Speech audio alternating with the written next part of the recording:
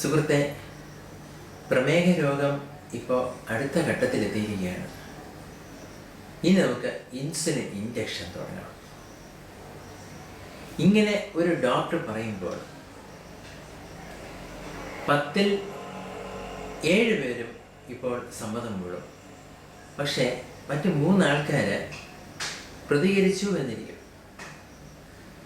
ഒരു പ്രതികരണം, ഡോക്ടറെ ഒന്ന് ഗുളികകൾ കൂട്ടി തന്നൂടെ, എനിക്ക് ഇഞ്ചക്ഷൻസ് ബുദ്ധിമുട്ടാണ്, എൻ്റെ ജോലിയുടെ ആ ഒരു പ്രത്യേകത കാരണം എനിക്ക് ഇഞ്ചക്ഷൻസ് എടുക്കാൻ പറ്റില്ല. വേറൊരു അമ്മ പ്രതികരിക്കുന്ന ഇങ്ങനെയായിരിക്കും, അയ്യോ എനിക്ക് ഇഞ്ചക്ഷൻസ് എനിക്ക് സങ്കല്പിക്കാൻ പോലും പറ്റില്ല ഡോക്ടറെ, പ്ലീസ് പ്ലീസ് പ്ലീസ് എനിക്ക് ഇഞ്ചക്ഷൻസ് തരരുത്, എനിക്ക് ഗുളിക എങ്ങനെ വേണമെങ്കിലും ഞാൻ കഴിച്ചോളാം, എത്ര വേണമെങ്കിലും കഴിച്ചോളാം, എനിക്ക് കുത്തിവെപ്പ് ഭയങ്കര പേടിയാണ്. ഇനി കുറച്ചുകൂടി സാധാരണയായിട്ട് കാണുന്നൊരു പ്രതികരണം, അപ്പോൾ ആ ഘട്ടത്തിലെത്തിയല്ലേ ഡോക്ടർ, ഇഞ്ചക്ഷൻസ് തുടങ്ങി, അപ്പോൾ ഇനി ഇത് നിർത്താനേ പറ്റൂല അല്ലേ, അയ്യോ, അങ്ങനെ ഭയങ്കര ഡിപ്രഷനിലേക്ക് പോകുന്ന മറ്റൊരു വിഭാഗം. പക്ഷെ ഇപ്പോൾ കഴിഞ്ഞ ഒരു 5-6 വർഷങ്ങളായിട്ട് കാണുന്ന ഒരു പ്രതിഭാസം, വിദ്യാഭ്യാസമുള്ള വായിക്കാറുള്ള ചെറുപ്പക്കാര് ഇഞ്ചക്ഷൻസ് വേണം എന്ന് തന്നെ പറഞ്ഞിങ്ങോട്ട് വരാറുണ്ട്. അതും അധികം വൈകിപ്പിക്കാതെ നേരത്തെ തന്നെ വേണം എന്ന് തിരിച്ചറിവോടുകൂടി വരാറുണ്ട്. ജെംസ് ഈ ലക്കത്തിൽ ഞങ്ങളിവിടെ കൈകാര്യം ചെയ്യാൻ പോകുന്നത് ഇൻസുലിൻ ഇഞ്ചക്ഷനെ ചുറ്റിപ്പറ്റിയുള്ള സാധാരണയായുള്ള 10 ആശങ്കകൾ അല്ലെങ്കിൽ ചോദ്യങ്ങൾക്കുള്ള മറുപടിയാണ്. ഇൻസുലിൻ ഇഞ്ചക്ഷൻ തുടങ്ങിക്കഴിഞ്ഞാൽ അത് ജീവിതാവസാനം വരെയുള്ള ഒരു പ്രക്രിയയായിട്ട് മാറുമോ? ചോദ്യത്തിന് ഉത്തരം ആണ് എന്നും അല്ല എന്നുമാണ്. ഇൻസുലിൻ ഇഞ്ചക്ഷൻ തുടങ്ങുന്നത് പ്രമേഹ രോഗത്തിൻ്റെ പ്രാരംഭഘട്ടത്തിലാണ്. പഞ്ചസാര അനിയന്ത്രിതമായിട്ട് കൂടിയിട്ടൊന്നുമില്ല, അല്ലെങ്കിൽ വളരെ കൂടി നിൽക്കുന്ന കണ്ടുപിടിച്ച് ഉടനെയുള്ളൊരു ഘട്ടത്തിലാണ്, അല്ലെങ്കിൽ കണ്ടുപിടിച്ച് ചികിത്സയിലിരിക്കുന്ന വേളയിൽ വളരെ നിയന്ത്രണ വിധേയമായിട്ട് പോകുന്നു. 4-5 വർഷങ്ങൾ കഴിഞ്ഞ് അങ്ങനെയുള്ള ഇൻസുലിൻ ഇഞ്ചക്ഷൻ്റെ തുടക്കമാണ് എങ്കിൽ ഒരിക്കലും അത് നിർത്തുവാൻ കഴിയാത്ത വിധത്തിലാകില്ല. നമുക്ക് കൂടെയൊക്കെ തുടങ്ങിയിട്ട് നിർത്തുവാൻ സാധിക്കും. ഇൻസുലിൻ ഇഞ്ചക്ഷൻസ് നമ്മുടെ ശരീരത്തിനുള്ളിൽ പാൻക്രിയാസ് ഉൽപ്പാദിപ്പിക്കുന്ന ഇൻസുലിൻ്റെ ഉൽപ്പാദനം പരിപൂർണമായിട്ട് നിലച്ച ശേഷം ഒരുപാട് വൈകിട്ടാണ് തുടങ്ങുന്നത് എങ്കിൽ പിന്നീട് ഇൻസുലിൻ ഇഞ്ചക്ഷൻ നമുക്ക് നിർത്താനേ സാധിക്കില്ല. എന്ന് മാത്രമല്ല, ഒരുപാട് കൂടുതൽ ഡോസ് വേണ്ടി വരികയും ചെയ്യും. ഇൻസുലിൻ ഇഞ്ചക്ഷൻസ് നമുക്ക് 1-ലധികം വിധത്തിൽ കൊടുക്കാൻ സാധിക്കും. അത് നോക്കിയാൽ ഇതൊരു സിറിഞ്ചാണ്, സിറിഞ്ചിലൂടെ കൊടുക്കാൻ സാധിക്കും. നമുക്ക് പേനകളിലൂടെ കൊടുക്കുവാൻ സാധിക്കും. ഇൻസുലിൻ പെൻ എന്ന് പറയുന്നത് അതാണ്. ലാൻഡസ് ഉണ്ട്, നോവോമിക്സ് ഉണ്ട്, ലെവിമർ ഉണ്ട്, എപ്പിഡ്ര ഉണ്ട്. ഓരോന്നും പല വിധത്തിലുള്ള സിറിഞ്ചുകളാണ്. ഉപയോഗിച്ച ഇൻസുലിൻ തീരുമ്പോൾ കളയേണ്ടി വരുന്ന ഡിസ്പോസിബിൾ സിറിഞ്ചുകളാണ്, അല്ലെങ്കിൽ പേനകളാണ് ഇതെല്ലാം. ഇത് നോവോ പെൻ ആണ്. ഇത് നമുക്ക് കാർട്രിഡ്ജ് മാറ്റിയിട്ട് ഉപയോഗിക്കാം. അങ്ങനെ ഒരു സൗകര്യം ഇതിലുണ്ട്. ഇതെല്ലാം ഇൻസുലിൻ പമ്പുകളാണ്. ഇത് അക്യുചെക് കോംബോ എന്ന് പറയുന്നത് ഞങ്ങൾ സാധാരണയായിട്ട് ഉപയോഗിച്ച് വരുന്ന ഒരു ഇൻസുലിൻ പമ്പാണ്, റിമോട്ടൊക്കെയുള്ള. ഇതിലാണെങ്കിൽ ഇൻസുലിൻ നിറച്ചിട്ട് 3-4 ദിവസത്തിലൊരിക്കൽ മാത്രം അത് മാറ്റിയാൽ മതിയാകും. അപ്പോൾ സൗകര്യപൂർവ്വം ഇൻസുലിൻ എടുക്കാനുള്ള ഒരുപാട് മാർഗങ്ങൾ ഇപ്പം നമ്മളുടെ പക്കലുണ്ട്, വേദനയില്ലാത്ത മാർഗങ്ങൾ. നമുക്ക് ചോദ്യങ്ങളിലേക്ക് കടക്കുന്നതിന് മുമ്പ് ഈ 2 പേരെ ഒന്ന് ഓർമ്മിക്കണം. കാരണം ബാൻഡിങ്ങും ബെസ്റ്റ് ഇൻസുലിൻ കണ്ടുപിടിച്ച ശാസ്ത്രകാരന്മാരാണ്. വളരെ വർഷങ്ങൾ പഴക്കമുള്ള 1924 എടുത്തൊരു ചിത്രമാണ്. 90 വർഷങ്ങളിലേറെ പഴക്കമുണ്ട് ഇൻസുലിൻ്റെ ചരിത്രത്തിന്. അതുകൊണ്ട് തന്നെ ഏറ്റവും സുരക്ഷിതമാണ് എന്ന് തെളിയിക്കപ്പെട്ട പ്രമേഹ രോഗ ചികിത്സയ്ക്ക് ഉപയോഗിക്കുന്ന ഔഷധം കൂടിയാണ് ഇൻസുലിൻ. ഇൻസുലിൻ ഉപയോഗിക്കുന്ന ആദ്യ കാലങ്ങളിൽ ഈ ചിത്രത്തെ കാണുന്ന പോലെ വളരെ വലുപ്പം കൂടിയ 1925 വീടുകളിൽ സ്വയം ഉപയോഗിക്കുവാനായിട്ട് പുറത്തിറങ്ങിയ സിറിഞ്ചാണ്. അത് കഴിഞ്ഞ് അത് ചെറിയ രൂപങ്ങളിലായി. ഇപ്പോൾ വളരെ ചെറിയ നീഡിലാണ് ഒട്ടും തന്നെ വേദനയെടുക്കാതെ നമ്മൾ ഇൻസുലിൻ ഉപയോഗിക്കുന്നത്. സിറിഞ്ചുകൾ ഉപയോഗിക്കുമ്പോൾ ശ്രദ്ധിക്കണം, അതിൽ കളർ കോഡികൾ ഞാൻ ശ്രദ്ധിക്കാറുണ്ട്. നമ്മുടെ ചില രോഗികളുടെ ബന്ധുക്കളൊക്കെ പുറം നാടുകളിലുണ്ടെങ്കിൽ സിറിഞ്ചുകൾ സൗജന്യമായിട്ട് കൊണ്ട് കൊടുക്കും. അപ്പം 5 രൂപമാർക്ക് അത് എടുത്തേ പറ്റൂ. പക്ഷെ ഉപയോഗിക്കുന്ന ഇൻസുലിൻ ചിലപ്പോൾ ഈ കാണുന്ന വരെ 40 യൂണിറ്റ് ആയിരിക്കും. 1 ml 40 യൂണിറ്റ്. സിറിഞ്ച് കിട്ടുന്നത് 100 യൂണിറ്റ് ആയിരിക്കും. ഒരു കാരണവശാലും ആ സിറിഞ്ചുകൾ ഉപയോഗിക്കരുത്. മക്കളോ മരുമക്കളോ ഒക്കെ കൊണ്ട് തരുന്നതായിരിക്കും. പക്ഷേ എന്ന് കരുതി അവരെന്ത് കരുതും, അവർക്ക് വിഷമം തോന്നില്ല എന്ന് കരുതി ഒന്നും അത് ഉപയോഗിക്കരുത്. 100 യൂണിറ്റിന് വേറെ സിറിഞ്ച്, 40 യൂണിറ്റ് 1 ml ഉണ്ടെങ്കിൽ വേറെ സിറിഞ്ച്. അടുത്ത സംശയം എന്താണ് രോഗികൾ സാധാരണ ചോദിക്കാറുള്ളത്? ഒരു ഇൻസുലിൻ എടുത്താൽ പോലെ 2 തരം ഇൻസുലിൻ എടുക്കേണ്ട ആവശ്യമില്ല. ചില രോഗികൾ ചോദിക്കാറുണ്ട്, എന്തിനാണ് എനിക്ക് ഒന്നിലധികം കൂടുതൽ കുത്തിവയ്പ്പുകൾ? നമ്മുടെ സ്വാഭാവികമായിട്ടുള്ള ഇൻസുലിൻ്റെ ഉൽപ്പാദനവും പ്രവർത്തനവും എന്ന് പറയുന്നത് ഒരു പ്രാവശ്യം എടുക്കുന്നത് പോലെയല്ല. അപ്പോൾ ദീർഘനേരം നിലനിൽക്കുന്ന, ഇപ്പോൾ എപ്പിഡ്ര എന്ന് പറയുന്നത്, ലാൻഡസ് എന്ന് പറയുന്ന 2 ഇൻസുലിനാണ്. ഇതെടുത്തു കഴിഞ്ഞ് 24 മണിക്കൂർ നിലനിൽക്കും. പക്ഷെ ഭക്ഷണത്തിന് ശേഷം പഞ്ചസാര കൂടുന്ന നില നമുക്ക് നിയന്ത്രിക്കണം എന്നുണ്ടെങ്കിൽ പെട്ടെന്ന് പ്രവർത്തിക്കുന്ന എപ്പിഡ്ര പോലെയോ അല്ലെങ്കിൽ നോവർ റാപ്പിഡ് പോലെയുള്ള ഇൻസുലിൻസ് ആവശ്യമുണ്ട്. അപ്പോൾ ഇൻസുലിൻസ് നമുക്ക് കമ്പൈൻ ചെയ്യേണ്ടതായിട്ട് വരും.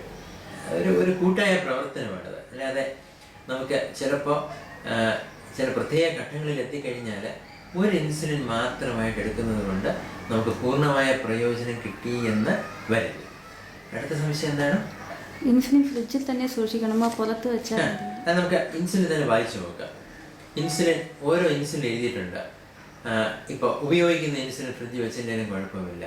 പക്ഷേ നമ്മൾ കൂടുതലായിട്ട് വാങ്ങി സൂക്ഷിക്കുന്ന ഇൻസുലിനും പേനകളുമെല്ലാം അത് ഫ്രിഡ്ജിൻ്റെ ഡോറിൽ തന്നെ സൂക്ഷിക്കണം. ഫ്രിഡ്ജിൽ ഫ്രീസറിലൊന്നും സൂക്ഷിക്കരുത്.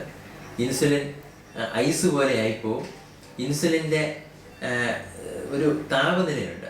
അപ്പോൾ തീരെ കുറഞ്ഞ താപനിലയാണ് എങ്കിലും ഒരുപാട് ചൂടുള്ള കാലാവസ്ഥയിലാണ് എങ്കിലും ഇൻസുലിൻ കേടായി.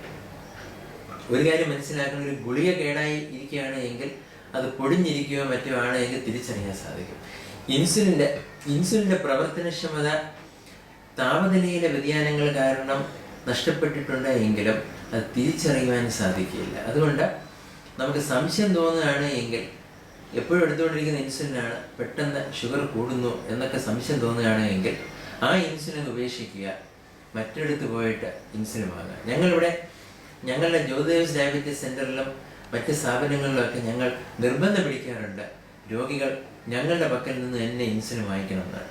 അപ്പം അതിൻ്റെ ഒരു കാരണം, അല്ലെങ്കിൽ പ്രധാന കാരണം, അല്ലെങ്കിൽ ഒരുപക്ഷെ ഒരേ ഒരു കാരണം ഈ ഒരു പൊട്ടൻസി അല്ലെങ്കിൽ പ്രവർത്തനക്ഷമത നഷ്ടപ്പെടുന്ന ഒരു കാരണത്താലാണ്.